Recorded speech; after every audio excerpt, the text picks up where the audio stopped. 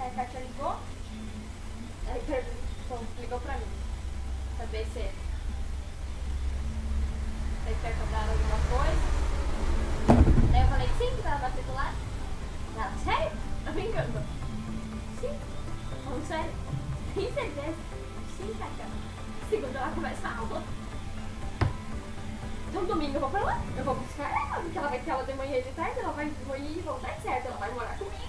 Salve, salve, meu Vai ter aula, querido, vai ter aula salve, de tarde. salve, Ai. minha querida. Melhor só de Espero tarde, assim, encontrá-los eu vou bem. pra ela. Mas ela Queridos, vai morar pra cá, eu vou pra paramos lá, eu vou buscar ela. exatamente aonde? Dano moral previdenciário, e paramos agora na discussão sobre a questão da prescrição, né? Fizemos um intervalinho e eu falei, olha, no retorno conversaremos aí sobre a questão da prescrição. A gente já falou sobre a questão da competência, é federal, falamos do conceito, falamos do porquê do dano moral, falamos do tripé básico, essencial para que consigamos aí as decisões procedentes sobre a matéria do dano moral previdenciário. E aí agora nós vamos trabalhar sobre o segundo assunto, aliás, o terceiro, que é a questão da prescrição. Falamos também do polo passivo, tá mais do que pacífico, que é a união que figura no polo passivo. Então vamos falar da questão da prescrição. Olha só, na questão da prescrição, nós seguimos, e aí é a posição majoritária, o Código Civil, até porque é de lá que advém a questão do dano moral previdenciário. Então é 3 anos após o fato danoso. Existe, não é, uma possibilidade, e aí eu até coloco aqui como dica, que é esse decreto 20.910, tá? 20.910, que ele é de 32. Aqui ele fala especificamente da administração em geral e ele trabalha com o prazo de 5 anos. Aqui nós teríamos que utilizar numa situação, talvez aí, de um recurso, não é? Esperneante. Porque a posição majoritária se dá em 3 anos. Caso surja alguma situação no teu escritório que já tenha transcorrido esses 3 anos, aí de repente você pode tentar apenas uma tentativa, volto a repetir, a posição majoritária é dos 3 anos, mas você poderia tentar na linha aí desses 5 anos, uma vez que é um decreto que trabalha exclusivamente com a questão aí do fato danoso da administração. Beleza? Tranquilo? Joia. Aí vem a pergunta básica e mais importante. É básica, mas é importante. A partir de qual momento é que se dá esse fato danoso? Ou seja, a partir de qual momento é que nós teremos o início da contagem do prazo? A partir de qual momento é que nós teremos o início da contagem do prazo? Pois bem, meu querido, pois bem, minha querida, o fato danoso, e aí vamos imaginar o seguinte, né? Sempre aplicando a teoria à prática. Surgiu o cliente no teu escritório. O problema dele qual é? Ah, Teodoro, o problema dele é o seguinte: ele quer se aposentar, tá? Ele quer se aposentar por idade, mas ele tem aqui um tempo, de rural, e eu dei entrada no INSS. Muito bem. Eu dei entrada 2 meses depois, o benefício foi o quê? O benefício foi indeferido, beleza? O benefício foi indeferido, ou seja, o benefício não foi reconhecido. Cuidado, tá? Cuidado, muitos defendem, de maneira equivocada na minha opinião, que é aqui nesse momento é que eu tenho prazo prescricional, o início. Se eu tenho prazo prescricional, o início aqui, a partir do momento que eu vou para o judiciário, se para transcorrer esse mais de 2 anos lá, ferrou, perdemos o prazo. O que é que eu defendo e o judiciário vem entendendo como sendo a linha mais correta? Perdi administrativamente, entrei na esfera judicial, beleza? Entrei na esfera judicial. Aqui na esfera judicial, ó, aqui na esfera judicial, depois de 3 anos, estou dando um exemplo hipotético, depois de 3 anos, Transitou em julgado esse meu pedido. Transitou em julgado esse meu pedido. Tá bom? E foi reconhecido. Reconhecido de maneira favorável. A partir deste momento em que eu tive o trânsito em julgado, a sentença favorável, então eu ganhei primeiro o principal. Se foi favorável, significa, na minha concepção, o dano ocorreu.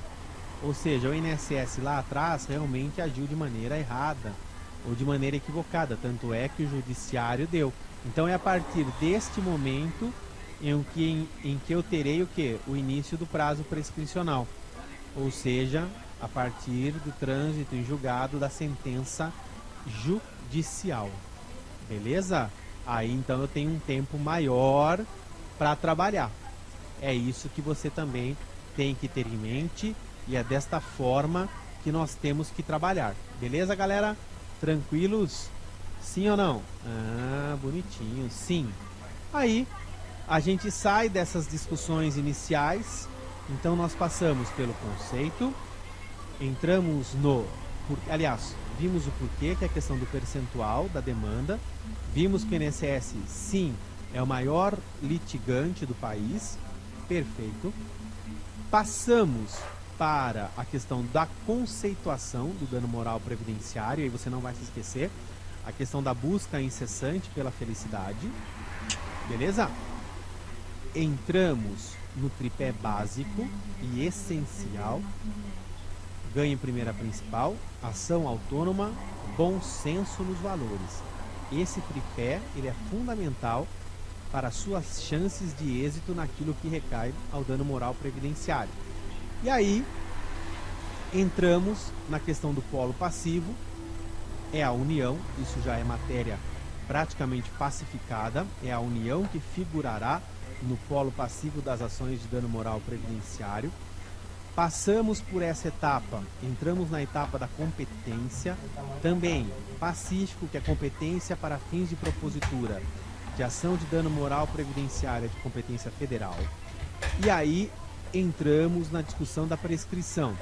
Existe uma possibilidade naquele decreto de 1932, numa tentativa de ius perniendi, de tentar 5 anos de prazo prescricional. Basicamente, o judiciário, a jurisprudência é majoritária nos 3 anos, que advém do Código Civil, 3 anos a partir do fato danoso. Aqui vem o pulo do gato. Este fato danoso sempre trabalharemos para que passe a ser contado a partir da sentença transitada em julgado.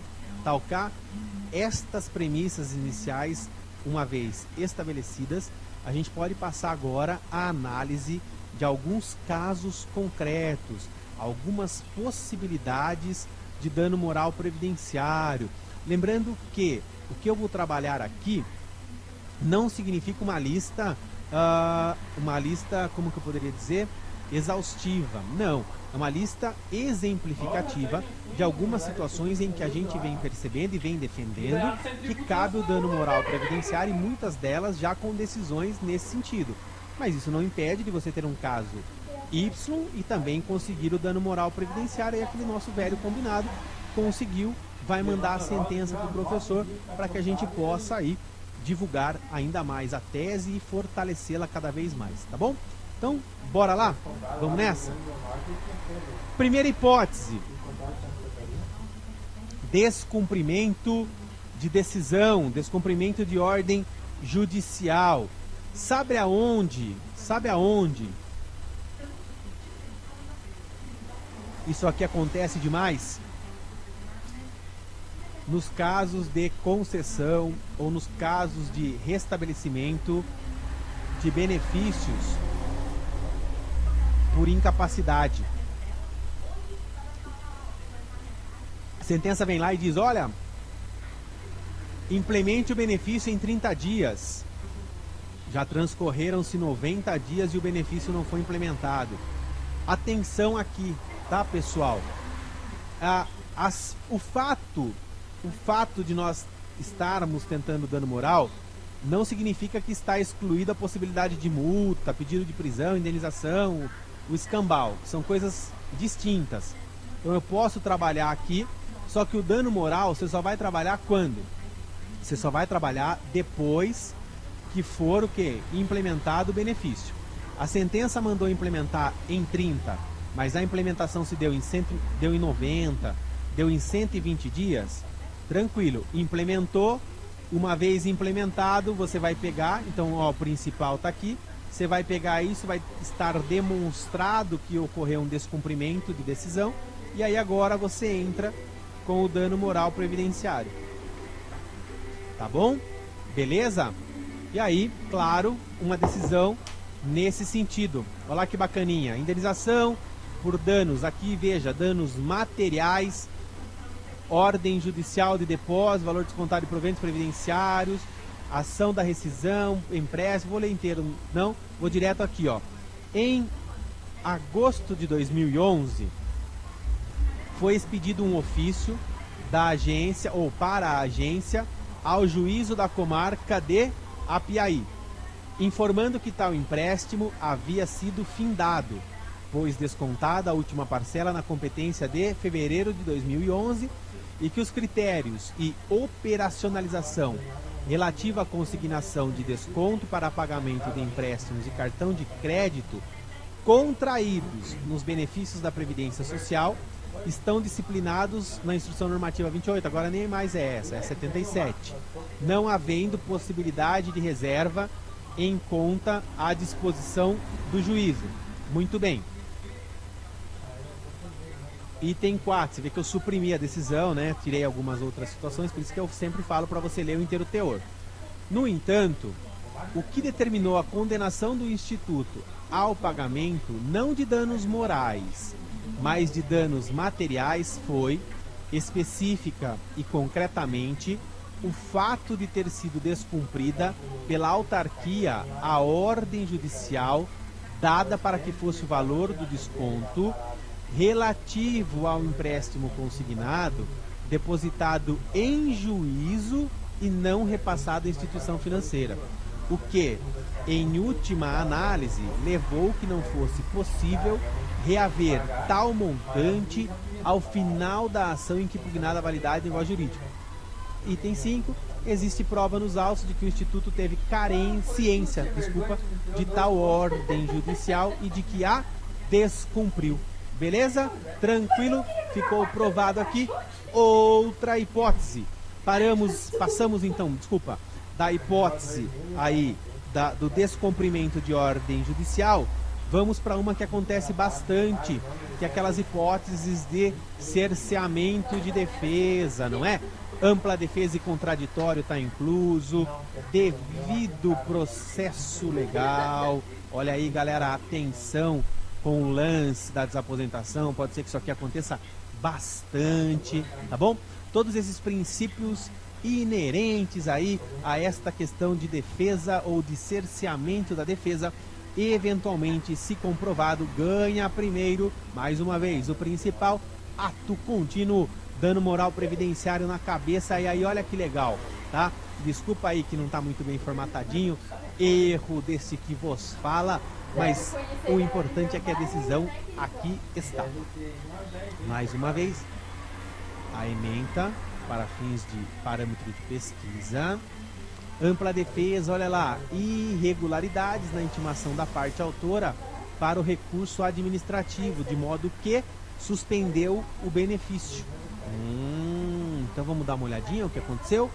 No presente caso, o conjunto, olha aqui, ó, no conjunto probando produzido nos autos, mostrou-se suficiente para a percepção do prejuízo causado, sendo certo que o juízo reconheceu in totum o dano, da forma que foi descrito na inicial, insurgindo-se a parte autora, em verdade, contra a quantificação do mesmo. No que tange à fixação do valor da indenização por dano moral, vem entendendo nossa jurisprudência, olha lá o tripézinho, que esta não deve contrariar. Ó, que legal, galera, você vê um tripé que você, né, uma tese que você vem desenvolvendo já sendo citada, palavras, né, o juiz aqui provavelmente tirou palavras do que nós estamos falando, ó, não deve contrariar o bom senso, mostrando-se manifestamente exagerada ou irrisória, não havendo, no entanto, critérios objetivos para a fixação da indenização a este título, subordinando-se a mesma ao arbítrio judicial, que deve pautar-se pelo critério do quê? Do equilíbrio. No mais, razoável a fixação do valor dos danos morais pelo juízo à quo, enquanto, olha lá, galera, 5 mil reais, lembra do que eu falei, valores máximos e tal? 5 mil reais, valor que se demonstra compatível com as circunstâncias observadas no caso em concreto. Legal, não é? Essa é uma decisão do STJ. Vamos em frente, mais uma hipótese. Inobservância de normas, súmulas, enunciados, pareceres. Eu cito ali de exemplo aquele enunciado que nós já trabalhamos bastante, que é o enunciado número 5 do atual CRSS, não mais CRPS, não é? Que diz esse enunciado? Nenhum benefício, ou melhor, é dever do servidor orientar e conceder o melhor benefício previdenciário. E aí a gente tem um exemplo que é sempre um exemplo universal, um exemplo padrão. A pessoa foi solicitar, uma pessoa carente foi solicitar da roça, foi solicitar um benefício por idade rural. Ocorre que essa pessoa não tinha toda a documentação em suas mãos ou estava com a documentação faltante. E aí o servidor do INSS disse a ela, olha, eu vou lhe conceder um benefício que é a mesma coisa. Em vez então dele reconhecer ou dar entrada e emitir uma carta de exigência, ele acaba fazendo o seguinte, concedendo um benefício assistencial. Naquilo que recai ao valor inicial, realmente é a mesma coisa, um salário mínimo. Aposentadoria rural paga um salário mínimo, benefício assistencial paga um salário mínimo. Ocorre que o benefício assistencial, primeiro, não gera 13º, a aposentadoria gera, então está aí o primeiro prejuízo. Segundo, se este senhor, se esta senhora vem a óbito e possui dependente, enquanto o benefício assistencial não gera pensão por morte, enquanto a aposentadoria geraria pensão por morte. Então é um caso clássico de eventual não observância ao enunciado. Surgiu uma situação dessa no seu escritório, o que você vai fazer? Vai entrar primeiro com pedido de revisão, um pedido de mudança, de alteração de benefício. Uma vez conseguido a cessação do benefício assistencial e a correspondente concessão do benefício de aposentadoria, posteriormente a isso, dano moral previdenciário por não observância do enunciado número 5 do CRSS. Beleza? E aí, vamos às decisões? Claro! Olha lá, que legal! Olha que legal! Erro no indeferimento da concessão de benefício previdenciário. Responsabilidade do Estado. Indenização por dano moral. Vamos ver o caso, galerinha? Vamos juntos? Tá gostando? Professor, tô gostando, hein? Nunca tinha ouvido falar dessa tese de dano moral. Aliás, já tinha ouvido falar, mas as pessoas me falavam que não dava para ganhar o dano moral previdenciário. Claro, as pessoas não seguem o que nós estamos falando. Graças ao bom pai, temos vários alunos que já estão seguindo nossas orientações. Tripézinho sendo respondido e o judiciário vem respondendo de maneira positiva também. Isso que é o mais legal. Muitas decisões favoráveis. E aí me sinto até lisonjeado que em algumas delas até a nossa obra vem sendo citada. A nossa obra sobre dano moral previdenciário, que eu já falei, faço mais uma vez o jabazinho. Editora LTR, beleza? Então vamos lá.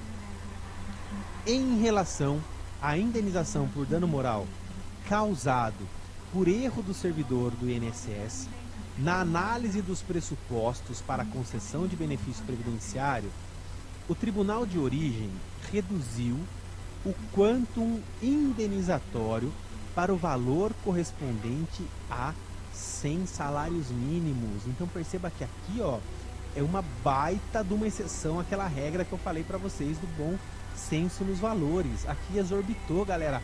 Aqui nós estamos falando em 100 salários mínimos. Só que vamos dar uma olhada, é uma decisão do STJ, é uma decisão relativamente nova e foge, tá? Isso aqui é um ponto fora da curva. Nós vamos trazer aí mais 2 ou 3 decisões que fogem aquela regra que eu falei para vocês da variação, né, que vai de normalmente é isso aqui, ó, é 5, 10 ou 15 mil. É uma ou outra situação que foge disso aqui, tá?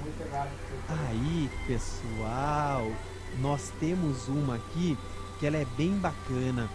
Por que ela é bem bacana? Pelo seguinte, porque esta sim foge totalmente à regra. É isso que vocês estão lendo aí mesmo. Previdência privada.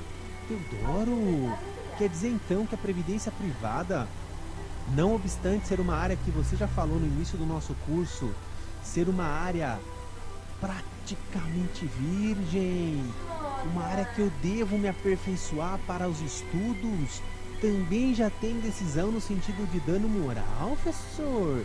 Já tem. E posso falar, esse aluno que conseguiu essa decisão é meu aluno. Esse advogado, essa advogada foi nosso aluno. Isso que é mais legal, cara. Isso que é mais legal, porque a gente viu o resultado, entendeu? Então, você percebe o seguinte. O que nós percebemos? Isso aqui, queridão. Ó, uma das primeiras decisões no Brasil, que vai tratar de dano moral previdenciário naquilo que recai, tá? Ao quê? A dano moral previdenciário naquilo que recai a previdência privada. Olha o caso, ainda foi reformada a sentença, hein? Ó que louco, aqui ó, vamos lá. Tendo a autora comprovado os fatos constitutivos de seu direito, atendendo ao disposto no 333, inciso 1 do CPC, haja vista que demonstrou sua condição de beneficiária do plano previdenciário da entidade ré por ocasião do falecimento do esposo, deve ser reformada a sentença a fim de que seja deferido o benefício. Galera, vamos em frente. Puta, eu não acredito, desculpa. Eu não acredito que eu fiz essa arte. Eu não trouxe o restante. Vem comigo, eu vou falar dessa decisão. Erro meu, peço desculpa. Depois eu mando para vocês a decisão. Acontece o seguinte, ela era dependente, o marido tinha um plano de previdência privada, tá? Não sei o que aconteceu, acho que eu cortei a outra parte ali. Perdão. O marido tinha um plano de previdência privada, veio a óbito. Deu entrada no benefício no regime geral, está recebendo pensão, ela. E ele tinha o plano de previdência privada, ela levou a documentação, foi negado. Pediram outros documentos, levou. De modo que criaram uma burocracia desenfreada para a concessão da pensão por morte. Ao final foi concedido, só que tamanha foi a burocracia e ficou demonstrado que não era necessário, daí a importância de conhecer a questão do dano moral também, de conhecer a previdência privada também. Lembra que falei, área gigante. O banco, e aqui eu posso falar porque depois eu vou passar a decisão, o Banco Bradesco, que tinha o plano de previdência complementar, foi condenado em dano moral em 10 mil reais. Claro, ela ganhou a concessão da pensão normal e ainda assim teve o dano moral previdenciário em 10 mil reais. Decisão que depois eu vou passar na íntegra aí, para que vocês possam, obviamente, acompanhar, tá? Beleza? Muito bem. Então vamos nessa aqui. Vamos em frente. Desvio de valores. Crimes. Como assim? Aqui, pessoal, quando isso ocorre é muito atrelado a questão do servidor, tá? O que pode acontecer? Teu cliente pode te procurar falando, ó, fui me aposentar, já falaram que eu recebo aposentadoria, mas eu nunca recebi, eu sou eu e nunca recebi aposentadoria. O que está acontecendo? Aí é óbvio, se ele te procurou, você vai representá-lo, vai procurar, vai ver o que aconteceu e muitas vezes pode ter, por que não, ocorrido sim uma fraude. E aqui é isso que aconteceu. Na verdade, aqui retrata, se não me falha a memória, uma questão de benefício assistencial. Olha que louco.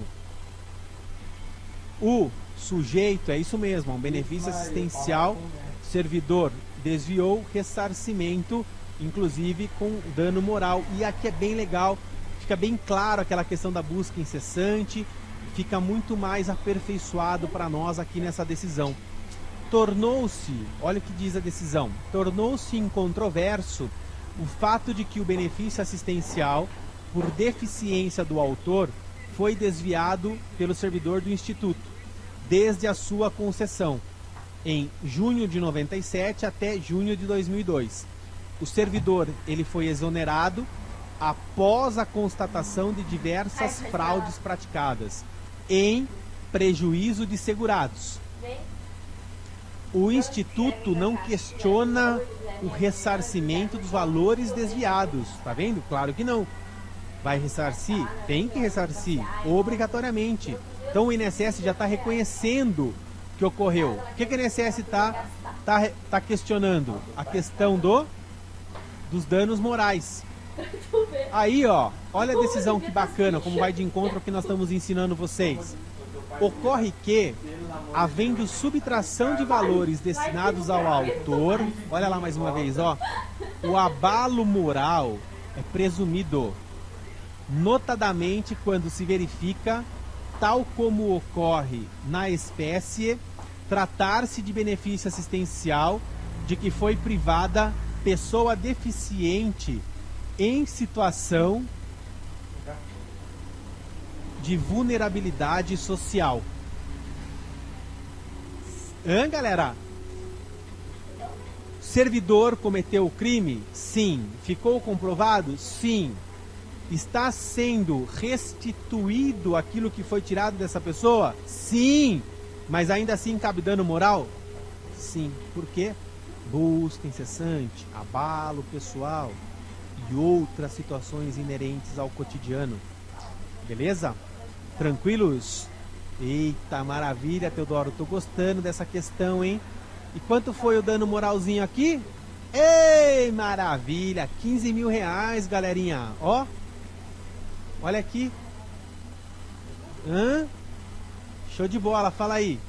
30%, 4 conto e 500 no seu bolso. Ação de 5 laudas, meu. Tem que falar. Acabou, não vai nem dar, nem dá pra reclamar. Maravilha, né? Beleza? Acabamos por aí? Claro que não. Claro que não. Várias situações ainda para passar para vocês. Várias hipóteses. Vamos nessa? Saímos aqui então desta hipótese, partimos para outra. Perícia equivocada. Perceba que aqui eu até chamo a atenção, né? Eu coloco ali entre parênteses, ó, que é mais difícil, tá? Salvo se resultar em morte, agravamento. Agora, claro, não é impossível a questão do dano moral nas situações de perícia equivocada. Por que eu estou colocando aí para vocês, tá? Por que eu estou colocando aí para vocês que existe uma dificuldade? Pelo seguinte, porque aqui nós temos a situação de eventual, não disputa, mas opiniões, tá? Opiniões de profissionais que são quem? Os médicos. Então eu tenho a questão de conduta. Ele pode eventualmente, né? Porque é uma pergunta recorrente. Professor, foi negado auxílio doença lá no INSS. Mas eu entrei agora no judiciário e aí o judiciário concedeu. Então cabe o dano moral que você falou. Não ensinei isso aqui. Eu não ensinei isso aqui porque aqui eu tenho um conflito técnico. Eu tenho que provar o seguinte, olha como que é diferente, tá? Tentei o auxílio doença na esfera administrativa e o auxílio doença foi negado e judicialmente eu consegui. Isso significa que eu tenho direito ao dano moral previdenciário? Em princípio, não. Em princípio, eu preciso mostrar outros elementos que ensejam o direito a esse dano moral previdenciário. Como, por exemplo, se eventualmente o perito foi, no mínimo, negligente. Aí, se eu conseguir demonstrar isso, eu conseguirei o dano moral previdenciário. A outra situação,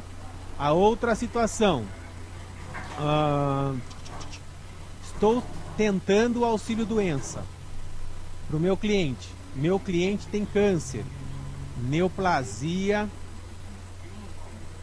maligna. O perito do INSS faz o quê? Nega.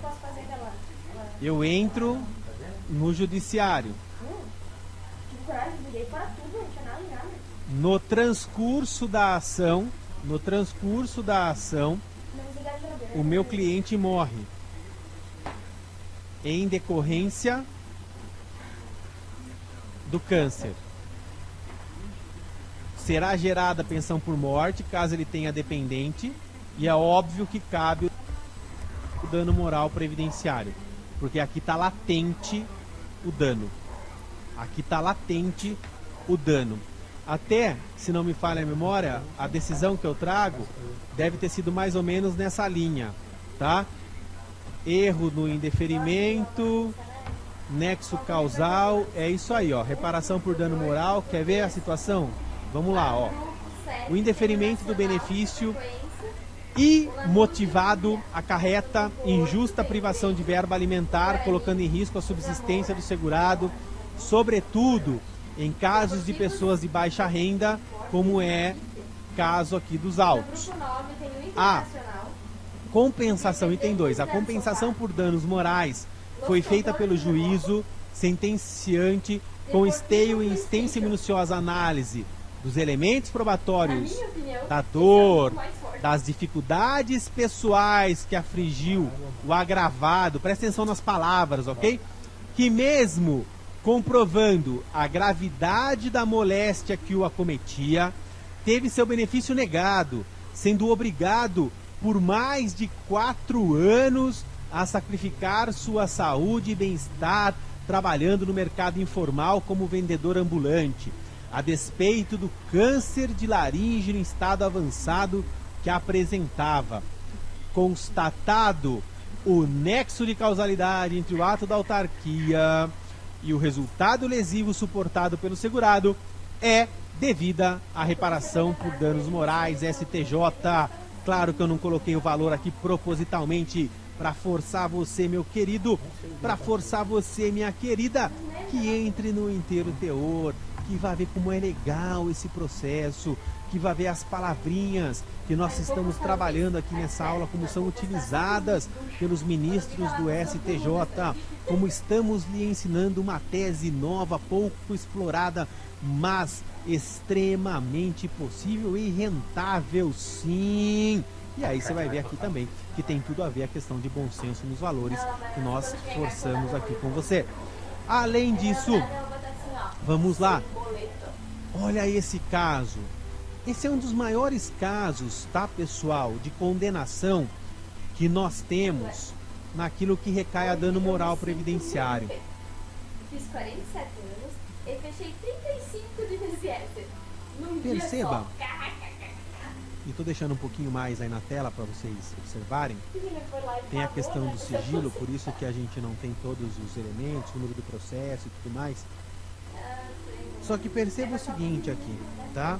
Do que é que eles estão falando. Mulher estava grávida, tentou o auxílio doença em várias oportunidades, porque era uma gestação de risco. O auxílio doença foi negado e como consequência, ela perdeu o bebê. É, meus queridos, quanto vale a vida? Pergunto a vocês. Óbvio, estou vendo em seus olhos, estou lendo a sua mente que você vai falar: Teodoro, a vida é imprecificável, não temos como precificar a vida, não é?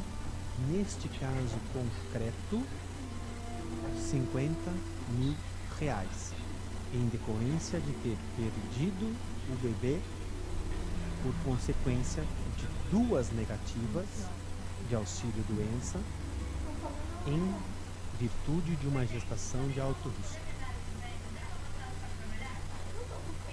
Tudo bem? Então perceba que eu tenho, nas 2 decisões que nós trabalhamos aqui, tem mais uma que é a Or-Concur, nós temos o quê? Nós temos todo um caminho lógico entre uma eventual negativa, tá?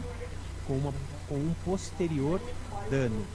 No primeiro exemplo, a questão do câncer na laringe, no segundo exemplo, a questão da perda do bebê. Tá bom? Vamos nessa?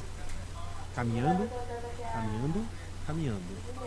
Vou passar aqui, tá? Também passarei aqui. Presunção de fraude. Presunção de fraude. Isso aqui vai acontecer muito quando o INSS já parte do pressuposto de que o nosso cliente, seja ele homem ou mulher, está errado e eu tenho que cessar o benefício dele, mesmo não respeitando, inclusive, então aqui nessa situação, também a questão do princípio da ampla defesa e do contraditório, tá? Também vai de encontro a essa situação. Olha só para vocês perceberem aqui, a ação previdenciária aqui foi uma ação que foge à regra, porque ela é cumulada com o pedido de dano moral. Em face do Instituto, o julgamento foi procedente, foi lá em Blumenau, onde o autor da ação estava tendo a retenção de 30% do valor do seu benefício, sob a alegação de que teria voltado a trabalhar. Então ele estava aposentado por invalidez e foi alegado que ele tinha voltado a trabalhar. Em decorrência disso, o INSS mais ou menos levou em consideração um período lá e começou a descontar dele em 30%, dizendo, ó, você deve isso aqui pra gente, que é um valor que você recebeu quando não deveria estar recebendo. Mesmo após ter sido aposentado por invalidez, ocasião esta que não condizia com a realidade. E diante disto, a autarquia foi condenada ao pagamento das retenções indevidas, bem como uma indenização por dano moral pelos transtornos ocorridos ante a atitude manifestamente ilegal do Instituto em reter 30% do seu benefício, sem qualquer comprovação de fato. Aqui nós teríamos uma infinidade agora de jurisprudência para trazer para vocês. Trouxe somente algumas, que são os casos de descontos indevidos, tá? Então, veja que já vimos várias hipóteses, agora estamos na de descontos indevidos. Vamos lá? Direto sempre para a decisão. E tem um ali, ó, vermelhinho. Em relação ao pedido de dano moral, é inegável a lesão sofrida pela autora, uma vez que viu por 6 anos, o INSS fazendo descontos indevidos de 15% em seu benefício previdenciário, mesmo após ter entrado em contato com a autarquia por inúmeras vezes para que cessassem estes descontos. Além disto, foi flagrante o descumprimento pelo Instituto das determinações judiciais enviadas pelo juízo da 17ª Vara de Família. Não há dúvida de que toda angústia, sofrimento e prejuízo acarretados à autora poderiam ter sido evitados caso o Instituto tivesse cumprido o que era devido com a diligência que se espera na atuação da administração pública. Aqui é o gancho para falar aos queridos que explorem bastante esta palavra. Alguns já devem saber, não é? Limpe. São princípios da administração pública: a legalidade, a impessoalidade, a moralidade, a eficiência e a publicidade. Beleza? Tem que usar e explorar bastante. Em decorrência de ato administrativo viciado, privou-se a parte autora injustamente de verba alimentar, o que, evidentemente, causou-lhe dor e abalo psíquico em razão do constrangimento, preocupação e humilhação de não poder contar com o seu respectivo rendimento mensal, que, galerinha, integral. Beleza? Tranquilão? Tranquilona? Entramos agora na questão dos créditos consignados. Crédito consignados que também quase não acontece problema, não é? Imagina, despenca. Se tem algo aonde surge problema, é na questão do crédito consignado. E aí, antes que você me pergunte, professor, mas o crédito consignado não seria para colocarmos então no polo passivo o banco? Lembra do que nós trabalhamos lá quando estudamos rapidamente essa questão da discussão. Polo passivo, quem figurará é sim o INSS. Pode ocorrer, inclusive, de você poder e existir a possibilidade de existir com outra, de entrar com outra ação e aí sim contra o banco também. Beleza? Vamos à análise da jurisprudência. Eu não estou explicando muito o que é a hipótese, porque a jurisprudência ela é autoexplicativa. E eu acho que fica muito mais dinâmico passar desta forma para vocês também. Aqui é bem legal, pessoal, não pelo valor em si, mas pela situação e para que vocês percebam, tá? Olha só, ficou comprovado nos autos aqui a quitação do contrato em maio de 2009. Resultado, obviamente, indevida a permanência dos descontos mensais em benefício previdenciário. Muito bem.